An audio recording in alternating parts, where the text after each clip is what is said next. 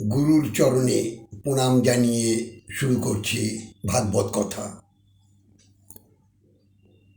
এই বিশ্ব ব্রহ্মাণ্ডে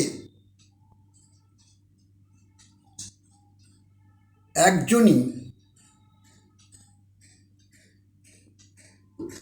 সাধু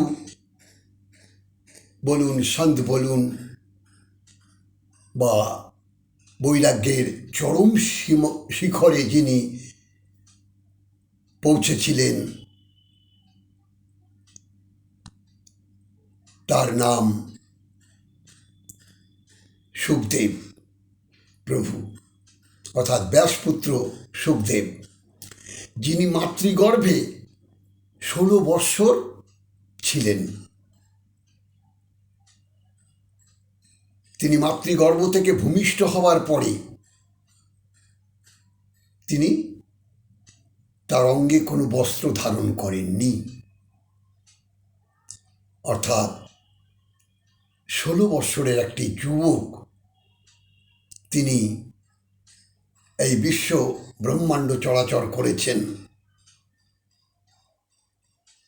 বস্ত্রবিহীনভাবে, অর্থাৎ তার ভেতরে নারী পুরুষের কোনো ভেদ জ্ঞান ছিল না, অর্থাৎ মাতৃগর্ভেই যিনি বৈরাগ্য লাভ করেছিলেন, জন্ম জন্মান্তরের স্বীকৃতির ফলে তিনি বৈরাগ্যের চরম শিখরে পৌঁছেছিলেন।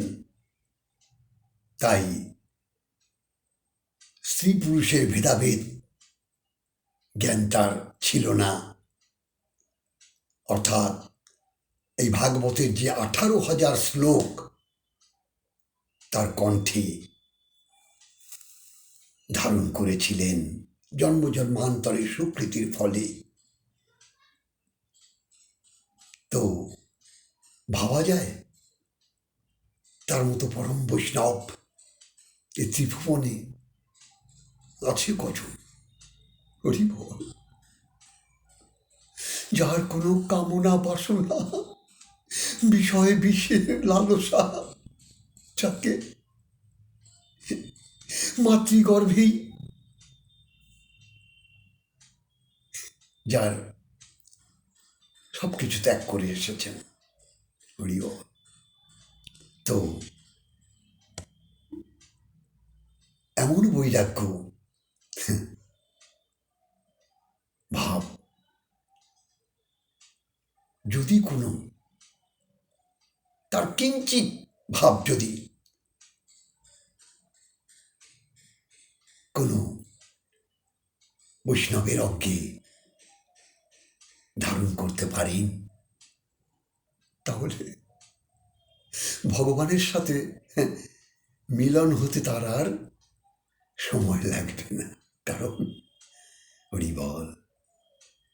তাই আপনারা সদা সর্বদা হরিনাম করুন,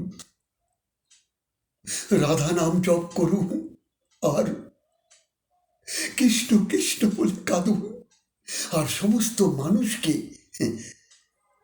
ভালোবাসার আলোতে পৌঁছে দিন। জয় রাধে, জয় নিতাই। আপনারা ভালো থাকুন, মঙ্গলে থাকুন, ঈশ্বর আপনাদের মঙ্গল করুন, এটাই আমি তার কাছে প্রার্থনা করি।